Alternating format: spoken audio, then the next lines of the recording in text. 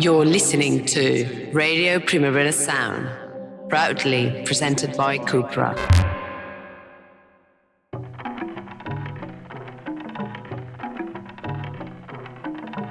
Welcome to Line Noise. Today our guest on what is kind of the 200th episode is Mr. Wolfgang Voigt, one of the most important producers in the history of German electronic music, and who is also the co-founder of Kompakt Records. There's so much we could have talked about, but on this episode, we are largely talking about Gas, which is his sublime ambient psychedelic techno project. And under that name, he came to Barcelona to play a live gig right at the start of February. We talked about dub, forests, LSD, Krautrock, having a big gabber hit, and so much more. I hope you enjoy it very much. Here's to another 200 episodes. Well, maybe who knows? I don't know if we'll get to 400, but we got to 200. And Line Noise is supported by Cupra, so thanks to them. And enjoy the episode. So, Wolfgang Voigt, thank you so much for coming. Thank you for inviting me. You've done so many things, but mainly today, I'd like to speak about Gas, if that is okay. Yes, of course. That's why I'm here. Well, yes, you're playing a Gas live set tonight at a club night called Human Presents Dub Techno. And I'm interested to know what you make of the dub techno label, because I think of Gas as many things. I don't really think of it as a dub techno project. Yes, it's a good question, and officially, it's most of all, it's not a dub techno project, or let's say it's not very well known to be a dub project. I think it's based a bit of and I will not say a misunderstanding. It's based on people. Gas is existing for more like 30 years now, and there's always two ways how people understood gas. What's getting main popular is the idea of gas that there is based off abstract, classical, dark music, strings and horns, where a very far away bass drum, which reminds on techno or techno events, walks through endlessness to far away strings. And for this reason, there's some kind of beat behind these forest-like sounds, which reminds a bit on dub. And some people always understood this a bit like dub techno. There is something which it's okay for me to call it dub techno. I'm fine with dub techno, but officially Gas is something else. I mean, is dub an influence on your work? I like dubby music, of course. I like very much what I have the great pleasure to say tonight. I'm the first time on stage at the same time with Moritz von Oswald, and he's very much a hero of using dub music, dub elements in his music, like most of you might know. And this kind of music, the reggae beat, the dubby beat, downbeat, this on-go, hypnotizing, very low bass things hypnotizes me. Of course. So I'm not into dub music. I would say I'm a dub music fan. But when I listen to dub music, I really get deep into it. It's fantastic. Favorite dub producer? I don't have any favorite dub producer. I prefer something else. My favorite beat of my lifetime, by my nature, is any kind of two-to-the-floor beats, which is, of course, like polka, techno, but also the downbeat reggae stuff like all these things, and this is very close to dubby music. I like the sound. I would not say I have a favorite dub producer. Okay. So Gas was very famously influenced by taking LSD in the Königs first. Yeah, this is a nice story which I told some ages ago to describe what is this music about, because there's something very special which you might not understand. The simple truth is, half of it's true. It's the story is that Gas, mainly more than from dub techno, it's about an abstract idea of using very special classical sounds combined with certain kinds of beats, and this kind of sounds are in the visual side, like when you know my Gas project and in the sleeves and in the video, has another side which is like about forest and nature and stuff like that, and this idea of romantic and dark forest getting lost. And when I was very young, there has been a forest in the nearby of the quarter of my hometown Cologne, where I grew up, which was called the Königsforst, German, the King's Forest. And I spent a lot of time with my friends over there, hanging around. And of course, like a young teenager boy with my guys, we made some psychedelic experience also with LSD, which forwarded really my musical and artistic fantasies. What's it like? Paint a picture of the forest. Is it very imposing? If you look very unexcited on it, it's a forest like every forest. Like it's an area with trees. And if you're in the middle, it's a forest. The meaning of this forest for me is just because I spent a lot of time in my youth, even if I was a very young child, on Sunday walks with my parents, with my father. He was also a very great alpine and forest and nature fan, and we went out like every Sunday. And this is the reason why I especially was so much in love with the Königsforst, because I could reach it with my bike. But this is just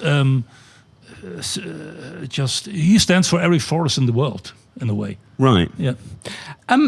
So when you and your friends were there in the Königsforst, did you listen to music? Not in the direct way, because we're talking about the mid-late 70s. I'm born in 61. And at these days, it was not so often so useful that you had your music always in your pockets. Mobiles have not been invented this time, and even ghetto blasters and stuff have not been transported by us. We had other things. So I listened to certain kind of psychedelic music the same time, the age when I used to go to the forest and make my psychedelic experiences. But the music we listened at this time, which forwarded also later these gas ideas, was mainly two things: the German Krautrock, electronic rock like Klaus Schulze, Kraftwerk, Tangerine Dream, and the other part was jazz, abstract jazz, Miles Davis, if you like, stuff like this. Somewhere in between was my musical fantasies these days. Yeah. One reason I ask that is because it almost feels to me, and obviously I'm interpreting this, that like gas is the music you wish could have been around so you could have listened to it in those times. Yeah, it could. Even if it sounds maybe a bit too strange, or a bit too big, I think I had this gas idea of music in my head somewhere, or in my heart, ages before I started to make really professional music or to start concretely work on the gas project. Because the other way around, when I invented and formed gas like in the early mid-90s, it was so much based on my memories, on my remembrance, on this experience, having trippy music combined with psychedelic experiences in the nature, in the forest. My main motor was this arpeggiator sequential. Klaus Schulze was my hero in 75, 76. And a certain kind of idea of being hypnotic and psychedelic is, of course, you find in gas music. This might sound like a sort of strange question, but have you ever actually played live in a forest? Because I would love to hear that. More or less, it's strange. The good question is, why didn't you do it all the time so far? Of course, the idea has always been existing. Of course, I was thinking about this and say, okay, when gas gets very popular and successful, say now is the time to play at Königsforst. But at a certain time, no, it was too obvious to fulfill certain. I want to keep as much secret as possible, and I need a certain distance between gas shows more than other of my music, a very inner and personal, touchy experience. And I think there's a certain border. Maybe I don't want to let the people to come too close to certain places. I don't know. To make this long answer short. I played, of course, sometimes in open-air situations on festivals, but it was not meant to play in the forest. It was just that there were trees around. Yeah. Because this is interesting. I mean, we're sat in Razzmatazz, a club in, well, kind of the centre of Barcelona, where you're going to be playing tonight. It's an urban environment. Yeah. Do you adapt your music for the city and for the club when you play it live? Do you mean for every city different? Well, no, just in general, I suppose, because as I said, there's music that really strikes me as being very rural, very obviously reflects your experience in the country.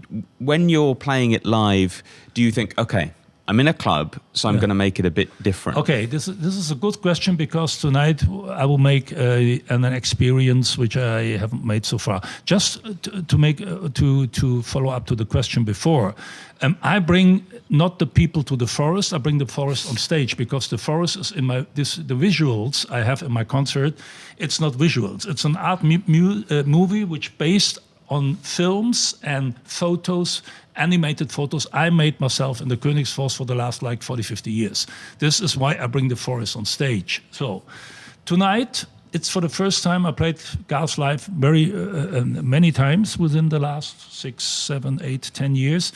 And most of all, it's meant to be, it's working the best in front of a sitting audience in something like a theater, a cinema situation. Big screen, it's more like a music film, something like that, a non-stop trip. And what I do on stage is not very interesting, because I do not stage diving, I'm not DJ mixing, hand in the air, are you all right? All this will not happen. There's a man in the dark, like in Kraftwerk, and there's a video with strange forest fantasies. That's the point.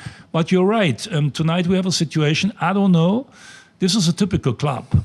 For a club situation, I play really early. There's one question I will not know, I can tell you in a few hours, is will there people play the first time in front of standing people? Will they come for a show like this, in this technical, in this room situation? And yes, of course, in rooms like this, I guess I will play a bit more tough, a bit more bass, a bit more the groovy aspect. But Gas is always abstract forest sounds, horns and strings, sometimes with and sometimes without bass drum. And this will be the same tonight. Maybe louder. Always louder. No, louder, but not different. Yeah. How sensitive are you as a person to the environment around you? From my nature, from my personality, I'm high sensible in different way. I'm reacting really sensible and sometimes allergic on sound, music, smells, and things like that, because I'm very high sensible. And of course, what I do has to do with sensibility. It's a contradiction between showing my sensibility and protecting my sensibility in this show. Yeah. I've been reading your past interviews, and you once called the sound of those 90s Gas records horrible in a very special way. And that's a direct quote. What do you mean? Yeah. As far as I remember, when I said this sounds horrible, it was most of all it was meant to be in a technical way, because what I made in the 90s, I made with really trashy samples and a strange studio situation. I was not so. The idea behind producing this music was much more important for me than having the best sound in the world. I definitely don't have the best sound in the world. And what I mean was horrible, and I got very special ears, and I found out that this special stressful sound level of disturbing noises and sometimes passing hurting frequencies while modulating with these things have to do with my fantasies and my ears. But I found out this affected the people, because it's some dirty and tough, the sound in a way. And the other side of horrible is that Gas music is always about a certain kind of, let's say, contradictions of two sides which lead together, being light and dark, nice and tough, horrible, spooky, dirty, atonal, and very harmonic. And this was also meant to be this horrible. I had played concerts where people went out because they get on a horror trip, because it was too much like, very, very trippy, But it's beautiful. Yeah, but for me, this is my normal life, my daily life, in a way. Yeah. How important is silence to you? Yeah, silence is of course very important for me, but I have to say, I wish I could experience silence, because I have a tinnitus tone for more than 30 years now, while producing loud and very tough techno music in the early 90s under the headphones. And since then I got this wonderful beep, which is not really disturbing me. I'm happy to say I got this and it will never go away, but I can comfortably live with it, because normally I've never been in a silent situation because noise is everywhere. I had a wonderful experience. I played a concert down in the country with another project up at the Uckermark in eastern Germany. And this we went out to the nature, and it was so lonely, the place and the fields. And so that for a very long time it was absolutely quiet. And then I said to my people who were running around, hey, guys, just listen for a moment, shut your mouths and listen. Here's absolutely nothing quiet. And then it was quiet, and what I heard was my tinnitus. I saw the silence, but I felt it, but I didn't really hear it. Yeah. Well, this brings me on to something I was going to ask about later, but why not now, I think. Your most recent album, De Lange Marsch, I was reading the Pitchfork review of the album, and it mentioned the high-pitched beat on every other beat, and I cannot hear that. Yeah, me too. I didn't. If I would heard it, I hadn't done it.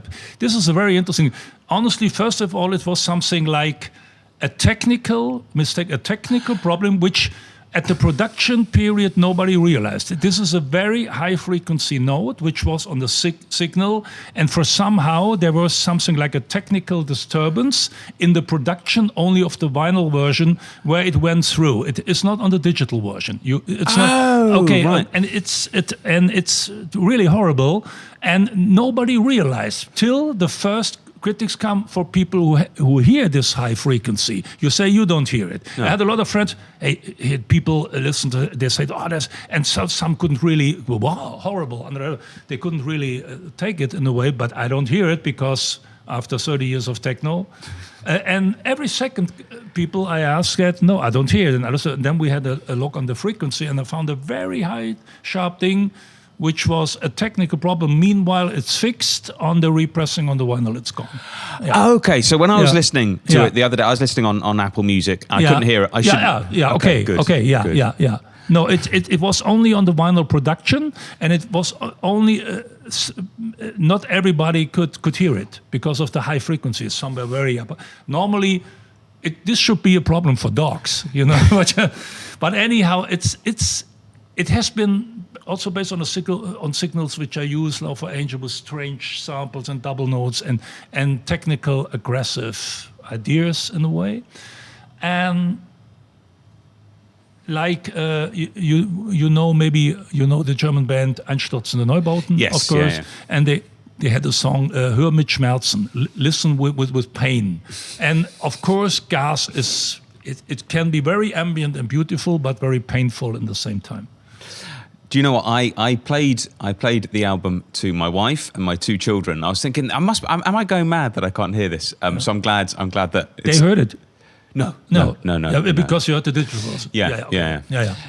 I think what's interesting about that is that I think again the review said that maybe this beat was actually a commentary on your tinnitus, which I thought was quite interesting. Okay, let's turn the idea the other way around. If I would really heard it, as I would say, it's a comment on my tinnitus in a way, but this is exactly the frequency I could not hear because of my tinnitus. But in this range, there's the tinnitus. Yeah. Of course, if somebody, even in the production, or most of all me myself as the artist, if I would have realized this before, I would have cut it out because it's definitely not necessary. Nobody needs it for an art idea. It's just like an anarchic fucking punk mistake. Yeah. In a way, yeah. What is your favorite sound? My favorite sounds are bass drum and bass on the low frequency, and strings and horns and tubas upstairs. Yeah, and more upstairs, yeah. How about non-musical? What do you mean with non-musical? Well, you've mentioned musical sounds. How about like, I don't know, the wind or the sea or something? Or the washing machine. Exactly. Or the plane or the traffic. Of course, this is all. Daily noises could be sound. I'm very much into. When I heard the first idea that somebody said you like a lot of ambient music. What about chill out music? I like this kind of thing. Hypnotic, even stupid, even dumb. Absolutely fine for me.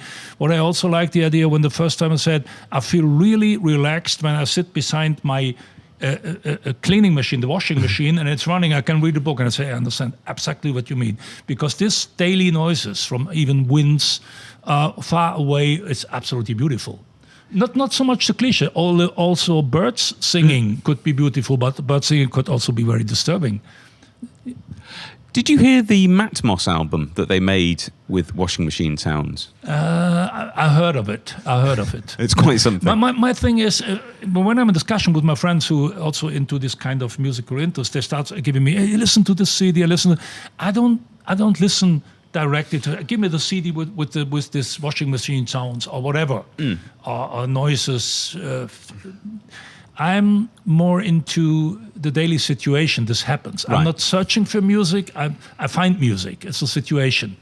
So it happens. Sometimes when you don't expect it and you hear something, and after 10 minutes you realize, but this is really great, then it's fantastic music. But you don't have to ask for it. You had to let it happen. I grew up in the countryside, near a big forest, and maybe it's because of that, but gas makes me feel very nostalgic. Are you a nostalgic person? Yes and no. There is a certain, like I said, a certain sentimental, nostalgic, even emotional moment and a certain attitude in the music of gas, of course. And the guy who tells his personal feelings with gas music is, of course, by romantic feelings, even by cliche ideas of getting lost in the beautiful nature, in the mountains, in the forest on the one side.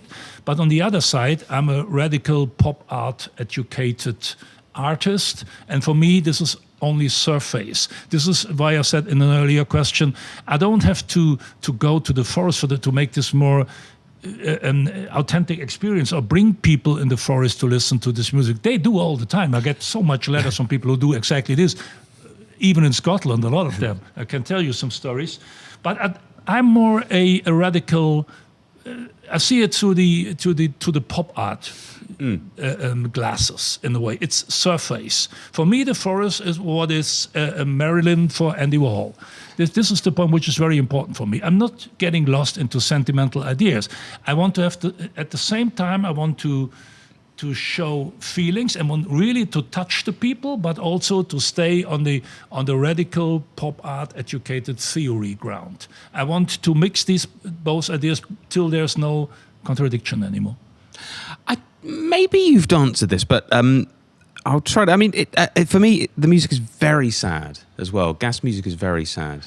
It is. There is. Okay, let's say there is very sad tracks or periods in a way, but at the next time it's very beautiful. It depends. And what I try, or what meanwhile I reached after being more than 30 years into gas, is I still don't understand the difference between sad and happy, dark and light, loud, beat and without beat. It's a situation. It's a room I enter without any expectation, and then it happens. Mm-hmm. So if it's sad for you, maybe for somebody else the same track is not sad. It's nice. You called Rausch, which is the 6th Gas album, an opera designed to be listened to in one sitting. We all know, how people listen to music these days, and people do listen to things in one sitting, but obviously there's playlists and things like that. Yeah. Does it bother you that somebody might just take a track and put it on a playlist? Or I'm an artist and I release music, and everybody who is so kind to enjoy my music and to buy my music can do whatever he or she wants. Of course, this is not my decision. But if you ask me, this is what you asking for. When I made Rausch, which is one of the more younger albums compared to the others, or let's say the other way around. In earlier days, influence from techno and pop music, I was more sinking into a certain sound, but I was sinking in tracks. On Königsfoss and Zauberberg, you find 6 tracks, and on Rausch, I was more and more thinking about telling a story about with single. Steps in between, but it all belongs together, like in an opera. With other projects, what would I do? I started more and more making albums where it had a certain idea and they had a variation, and it comes back later in track number 4 and number 5. So this is why I thought it's more like an opera. How do you go about writing music? Do you conceptualize it before, or do you sit down at the computer and see what comes? I wouldn't. Writing music is, I think it's the wrong description for the way I think I work, because I'm not an educated musician in any way. I'm a radical conceptual artist. I could not enter the studio room without having a concept in mind. But the music starts working the moment I forget about the concept. Is you have to have the concept in your head, and you have to stay close to your concept, because I'm not doing jam sessions and jamming around. I did this when I was on psychedelic drugs in the 70s. Today I'm a radical concept artist. Cup of coffee, going there, I know what I have to do. So, but the interesting point is I want to transport feelings, and I have to stay close to my concept regarding the sounds and the beats and stuff like that. But the best things happen suddenly when you forget about your concept. Somewhere in the nearby of the concept, the best results come out. And how can you do that? How can you make sure that happens? Because it's quite hard. I assume, you go into the studio with a concept. Yes. It's going to be quite hard to forget it. Always. But how do you make yourself forget it? Or it's impossible. How can I say forget something? This doesn't work. It is more like you go in there, you start improvising. You said, or you feel right about it, and the next day you say it's not right. You turn it around. You push buttons you don't expect. You cannot really organize to forget about something, but you have to understand that this is a very important point which you should have in mind.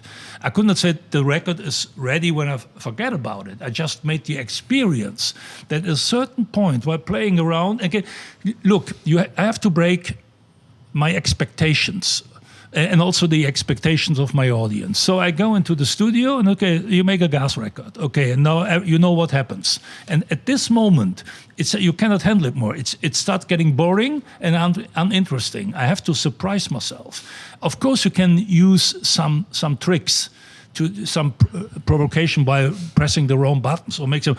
Or what I made at a certain crazy time, I opened the beer and then I made music with my eyes. I said I used to work with sampling and spinning around. I play sampling like I used to say, like Jimi Hendrix guitar, like playing around with frequencies. And I said, okay, I get bored. I switched down the notes, just listen to the tinnitus. I was painting and see. I had an idea. I know what it is, and said it sounds like this. And let's see. And these are all possibilities to come forward, but sometimes bullshit comes out.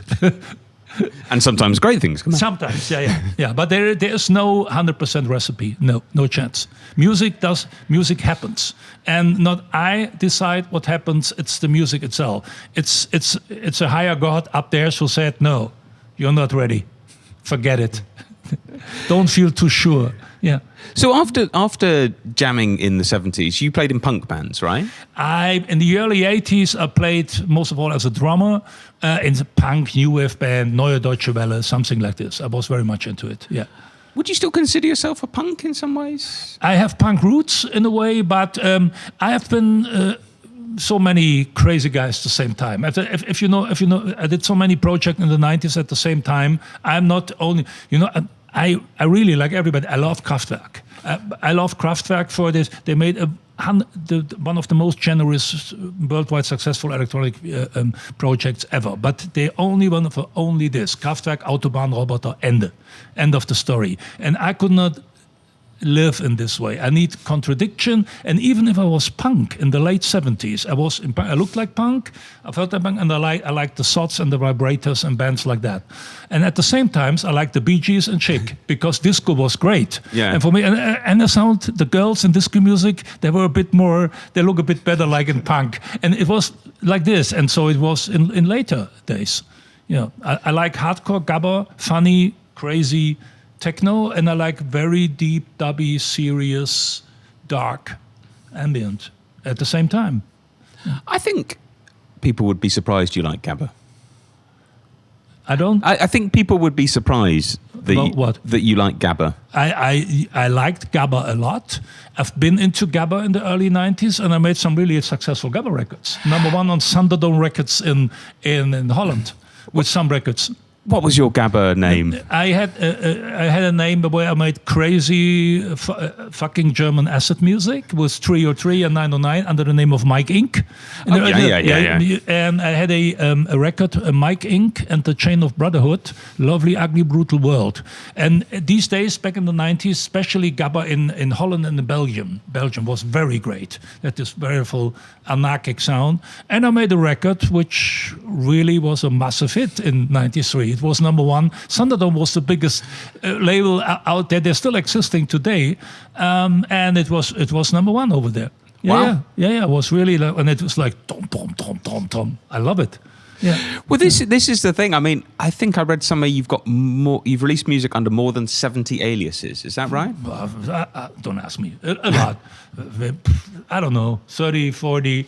I still have, let's say, like 5 relevant, but within the last 15, 20 years, I said, okay, stop this crazy aliases terror. I'm Wolfgang Voigt, and I have a few projects which are important, and that's it. Yep. Sorry, I love asking drummers this. Who are your favorite drummers? Drummers? Yeah. Wow. Hard to say. I'm not so much into... Let's say the other way around. The only period in my life was in the late 70s when I was very much interested into jazz. And in jazz, it was usual as a jazz discourse, nerdy fucking edit. You have to know about everything, band and backgrounds. Yeah. And I said the only time when I used to listen to drummers was in this time. Let's say Alphonse Mouzon, something like this, jazz drummers. No? Right, yeah. Jacques Dejournette. I have a jazz drum, a sonore jazz drum down in our studio, standing there. It's the original Jacques Dejournette small setting. Wow. Yeah. It's not from. It's called after his name. Oh, it's not his. Avoid Okay. any misunderstanding. No, it's not his drums. Right. No, it's a model that Sono sells under the name. That's the point. Yeah. Okay, you once called the personal computer Billy Cobham. Oh yes. Yeah, baby. Do. Definitely not Phil Collins. Oh well, you know. Even if he's a great drummer. Yeah. Ringo Starr. It's one of my favorites. I'm not so much into Beatles. Oh, no. fair enough. No. Fair enough. Charlie Watts better. Yeah. Best drummer in the world, died a few years alone, living in Cologne. Jackie Liebezeit. Well, of course. Boom, of course. boom, zack, that's it. For a lot of people, they seriously say Jackie Liebezeit was one of the best drummers in the world. He played the same beat with minimal setup without bass drum for like 60 years. And it makes him really popular. He plays to straight to absolutely underground bands all the time for 5 people audience. And at the same time, he plays for big bands like Eurythmics and somewhere else. Yeah. Motoric beat. Absolutely. And this stupid thing, doom, zack. I have to add to my first question, which was really an experience in hypnotic, psychedelic, drug-influenced music in the 70s. Krautrock is, of course, Can. Yeah. Boom, chuck. That's it. Nobody needs more. Yeah. So you once called the personal computer your true instrument. What do you mean by that? Do you mean that's where you found what you could do with music? 2 reasons. I'm more a concept artist in art and music. I'm not a musician by playing virtuous interest or playing the best guitar solo. And honestly, I'm also not really interested in too much in equipment. I used to play in bands, but I've never been an instrument nerd. Even in electronic music, the only time I was interested is when I was so much in love in the late 80s with acid house music from Chicago, and I said, I need this fucking 303. And I was really interested, and I bought one, and I learned it overnight. And the other thing is sampling. Sampling is my instrument to get in contact with the rest of the musical world. My way to express myself in music. And this is why I said that computer sampling, the laptop is my instrument. That's my band. Yeah. We talked about Der Lange Marsch, which is the most recent Gas album. Is there one thing, like a thought, an idea, or a sound that defines that album for you? There is one. Here is one conceptual idea which I had basically on about the Rausch album, which is gas has always been the important. It was abstract, ambient music somewhere between atonal and harmonic, and sometimes with bass drum and sometimes without bass drum. And on Rausch, I had the idea, okay, now this is like but you bring in with the Lange March, the Long March.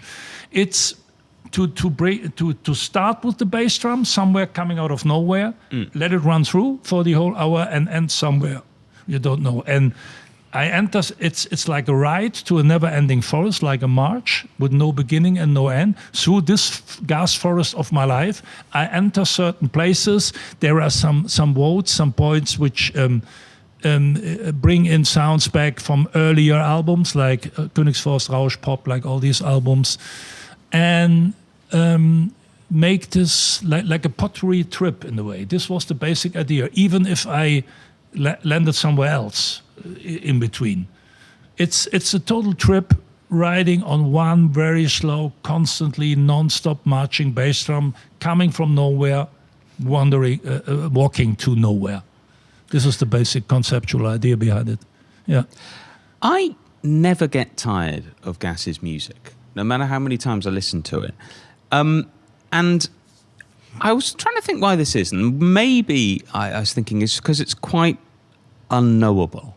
Like, I can't, some music you could be like, well, I understand this is that, and it can be absolutely brilliant. It's going to be, well, this is a blues, or this is a techno song, or I understand how this is working. Gas, I don't get that. I find it quite hard to pin down. Does that make sense? It's quite unknowable music. This unknowable is an interesting term. Gas is a situation where you go in. I found out while working on this idea, and after all these years getting in contact with so many people who enjoyed this, and I get so much, let's say, like fan posts or something where people describe very special, very touchy, even experiences along with their health. I had a guy from Scotland, and he has been in Iraq war, involved in the 90s, and he was suffering from hyperarousal, and he said nothing could help. And then he told me, sorry to say this, it's not my idea of it. So, and he said he got in touch with the gas music, and he felt healed by it. He told me, listen to it like 10,000 times.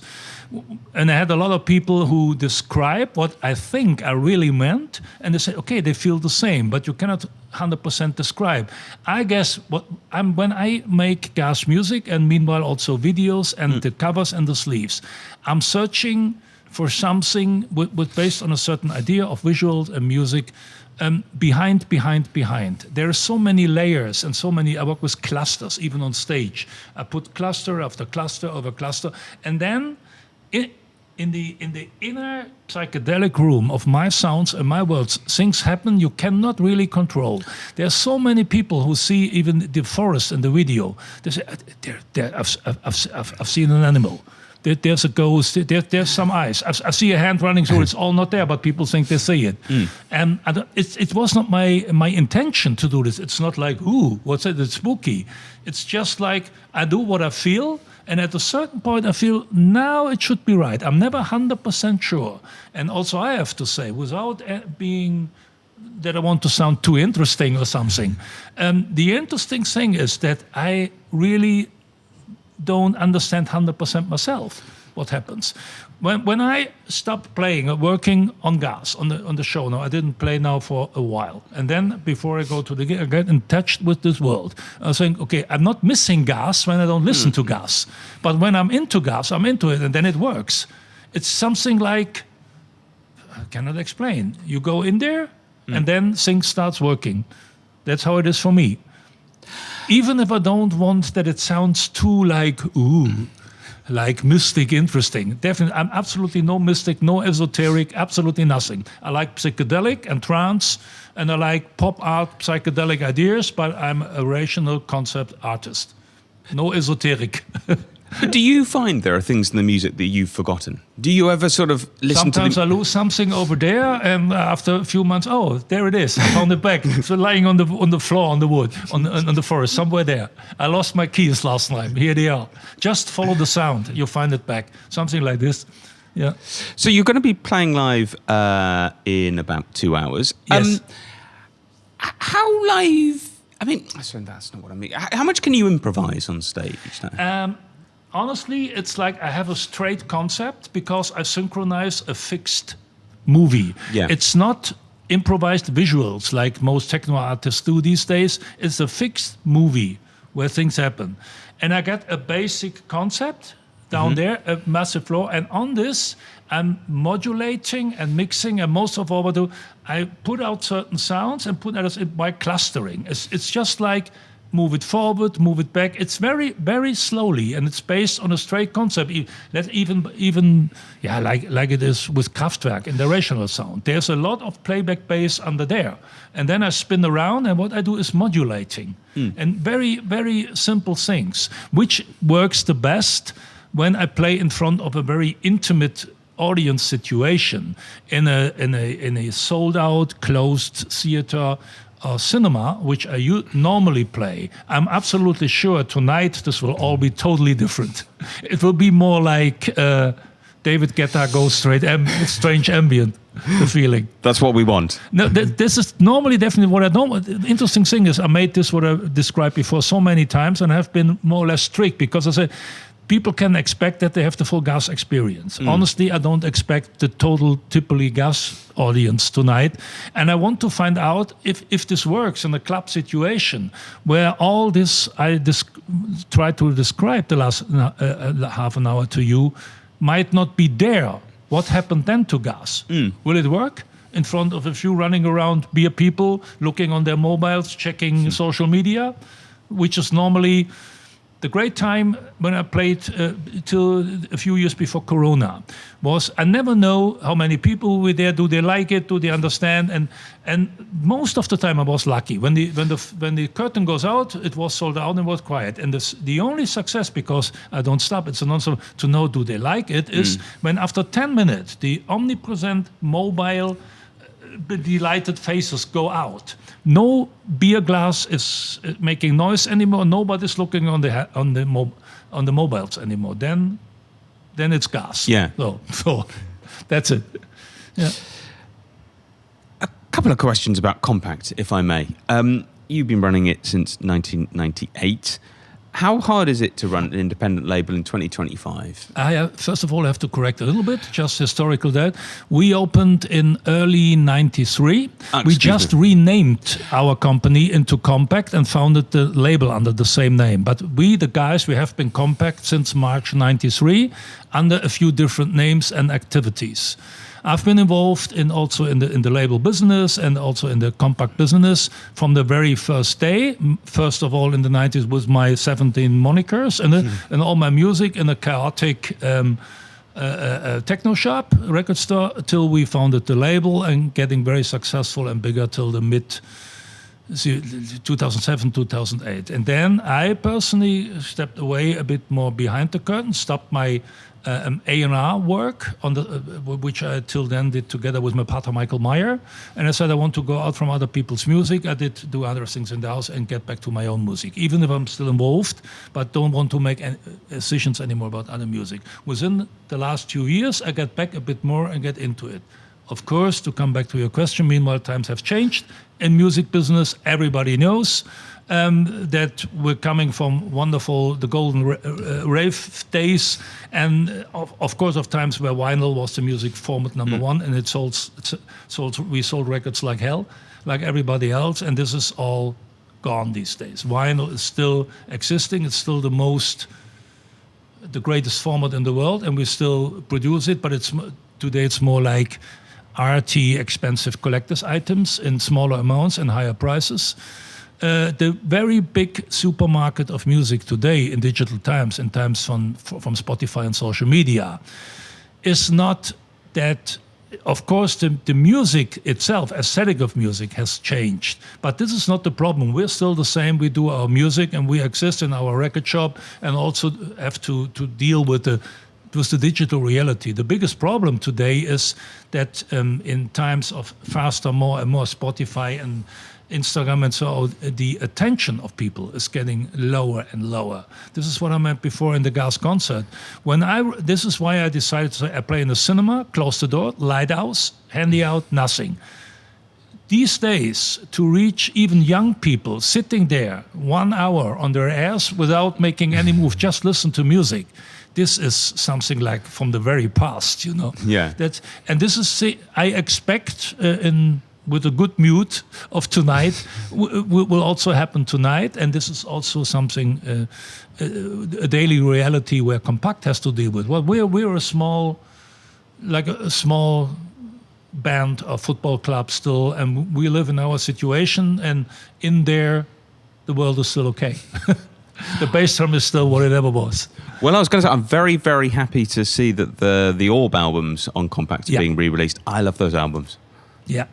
It was like, we found out that, especially in vinyl it's an expensive format, it's a risky format, and we started more and more to repress the blue chips and the back catalog, which Orb are, of course, a part of it. These have been very successful, great albums of big name. They have been sold out for a very long time, and so we made the decision together with the band to do the repressing, which was a good idea. Yeah, I'm just thinking, and I don't think this has happened, but a Gas Orb collaboration? Not in the way, I guess, what you mean. We had some remixes. We like each other's. We had concerts together. I have been booked to London, for example, from Alex Patterson, Gas, for venues. But me as an artist, I'm not the big collaborator. My band experience have been gone back in the 80s. I'm a one-man laptop conceptual artist. You know, I love to hang around with music. Maybe sometimes also in the studio, and we do something around, have some beer and make some strange sessions. But I don't take this so serious. I don't make serious collaborations apart from with myself. It's been an absolute pleasure to speak to you. Thank you very much. Thank you.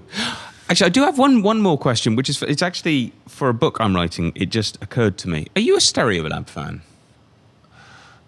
No, not really. I have.